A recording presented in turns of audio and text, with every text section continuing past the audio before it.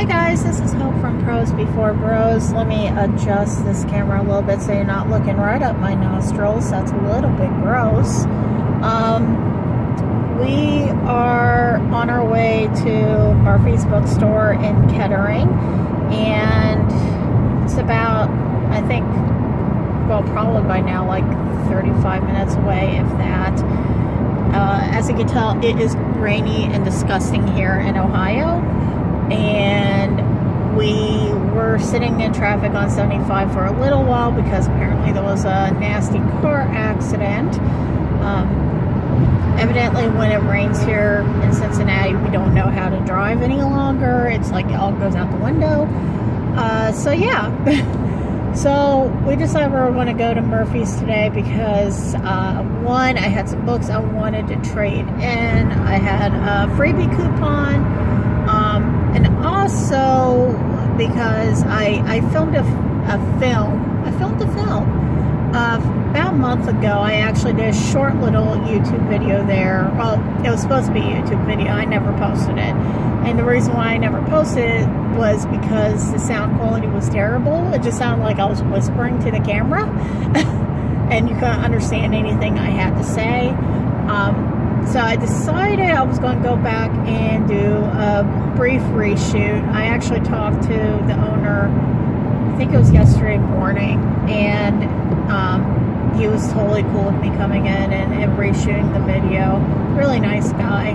So that's what we're going to be doing today, and hopefully I'll also find some good books to carry out with me. Last time we went, we ended up carrying out 19 books, and it was like less than $45 if I remember correctly. So we'll see what we have in store today. But the reason why I want to touch base is one of the books that I'm going to be trading in, and I might get burned at the stake for this because so many people like this book, and I just, no offense to the book, no offense to the author, I particularly didn't care for it, and I think it was just the subject matter wasn't that intriguing once I got into it. And that book is Circe by Madeline Miller. This is a book of the month exclusive that I got back in April. I was really excited about this particular book, and I finally got a chance to read it. As I told you guys before, I think it was last week's video, I haven't been doing my TBR that well lately. I've been just kind of reading things on the fly as I get them. And I decided to do the same thing again and pick up Circe because it's around Halloween. It's about witchcraft. It's about Greek mythology, which has nothing to do with Halloween, but it just seemed like it'd be a perfect fit for me to read around this time of year. So I don't know how many of you have read this book, but it's based on Greek mythology. Circe is the daughter of Helios, who's the god of sun, and it talks about her childhood up to her adulthood. Talks about how her family dynamics were very screwed up, to say the least.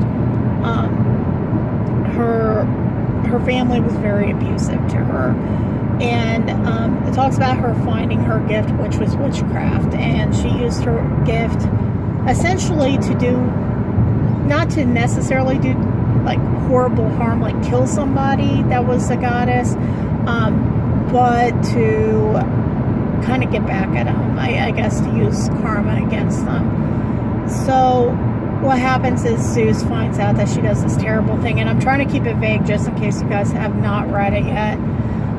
Zeus finds out she does this terrible thing, and it's basically a sin, and he decides that he is going to banish her to this island, a deserted island, and that's where she's going to have to remain for the rest of her days. So it does follow a lot of the Greek mythology stories that you would hear, probably back in high school. We had to take a class on Greek mythology when I was a freshman in high school.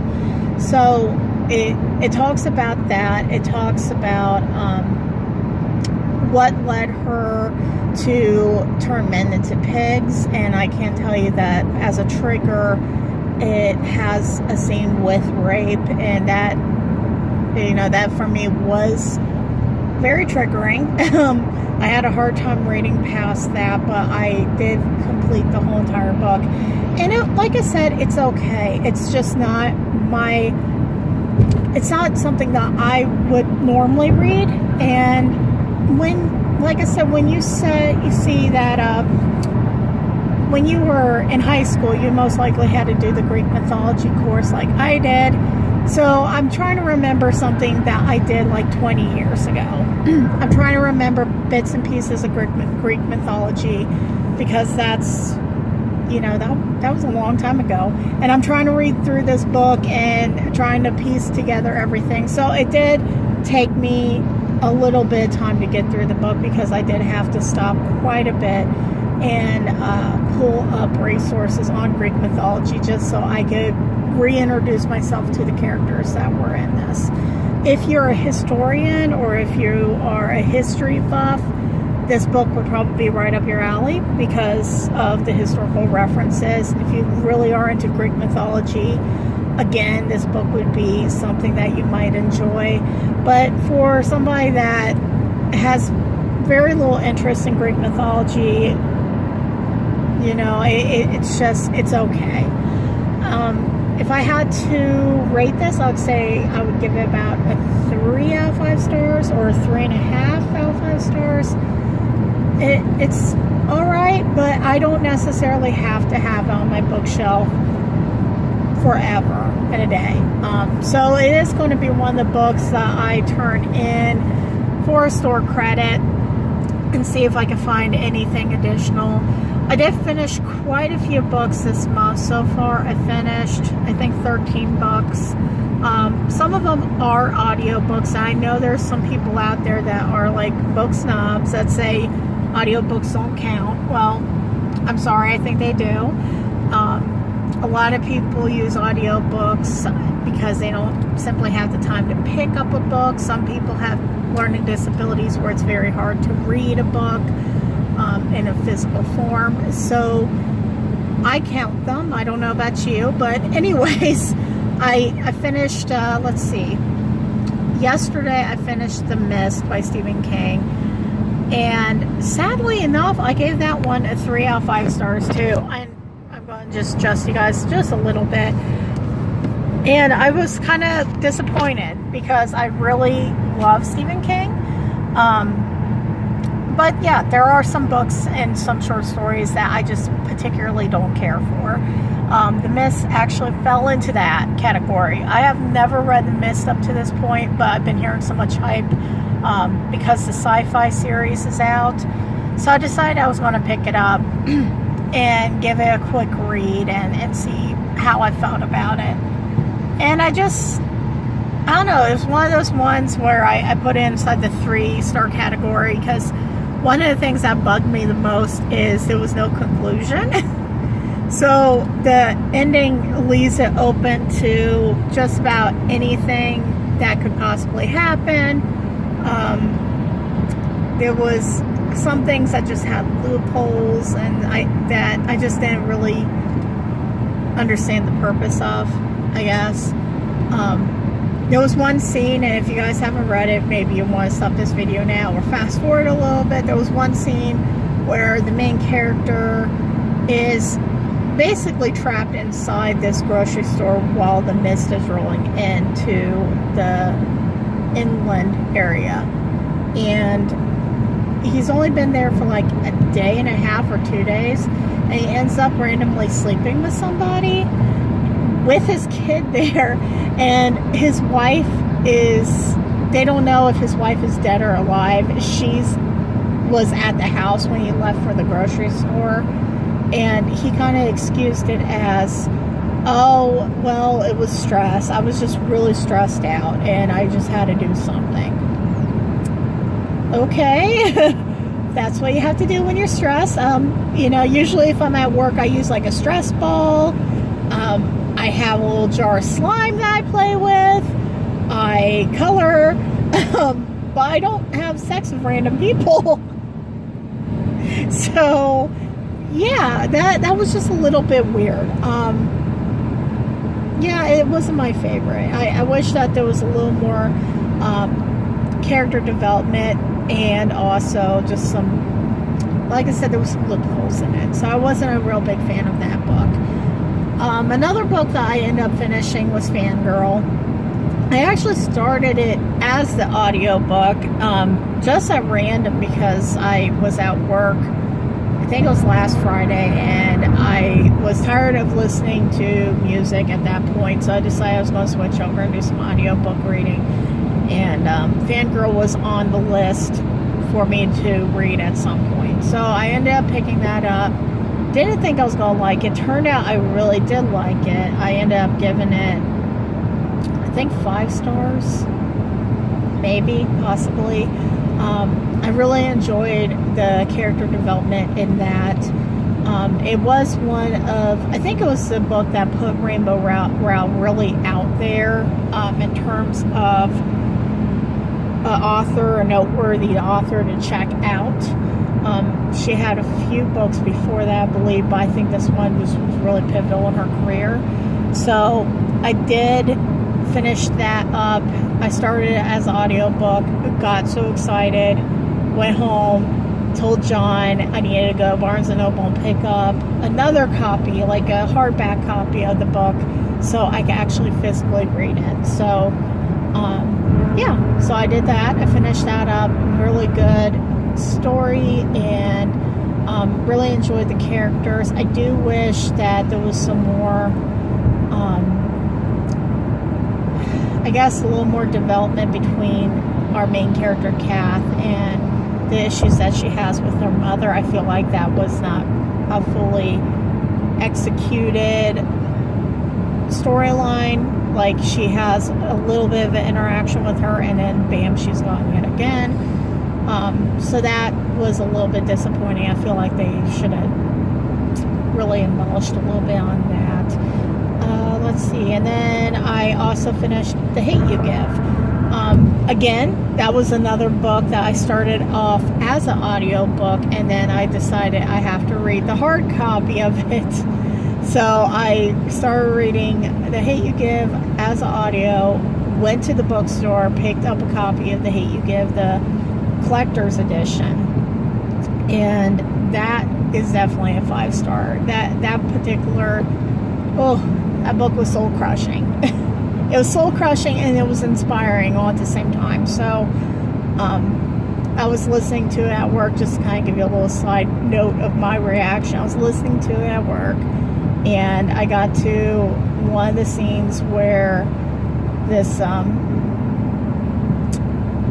I don't really want to say, because I mean a young man gets shot. I'm not going to go into details, because if you haven't read the book, then I don't want to spoil it. But a young man gets shot, and it was really wrong. It was really unjust. And then, yeah, I almost started crying. I actually had to leave my desk and like go to the bathroom so I could calm down a little bit, because it was intense.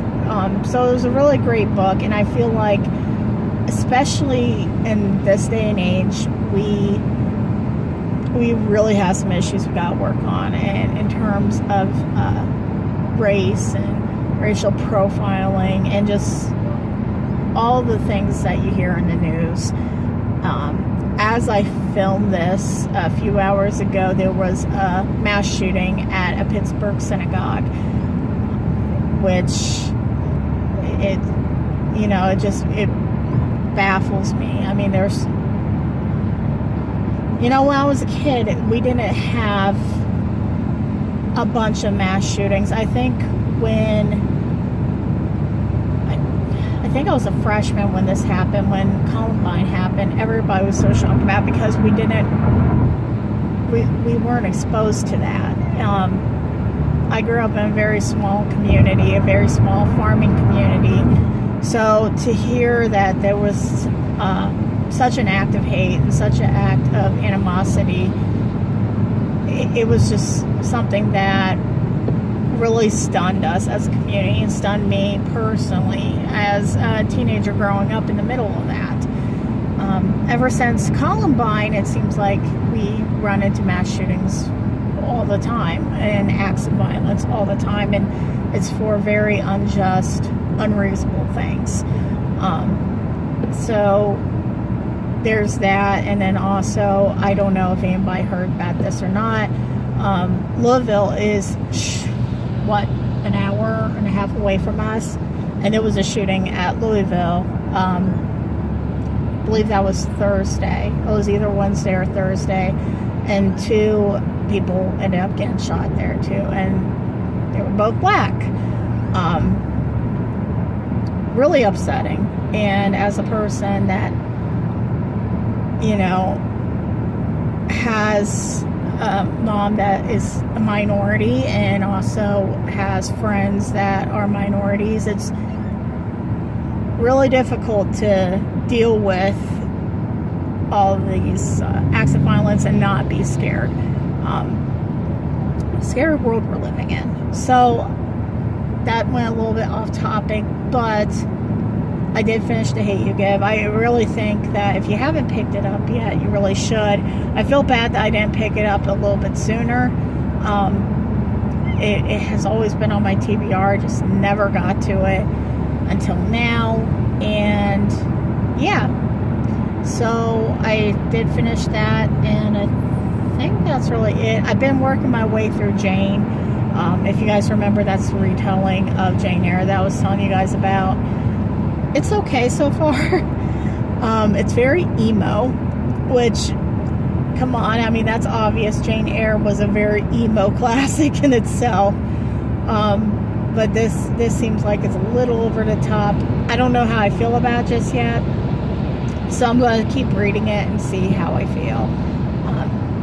Maybe it'll turn out good, maybe it won't. But yeah, so that's all I have right now. I will probably check back in with another video here in about a half hour, depending on traffic. But yeah, that's all I got. So thanks for watching. I'll talk to you guys soon. Bye.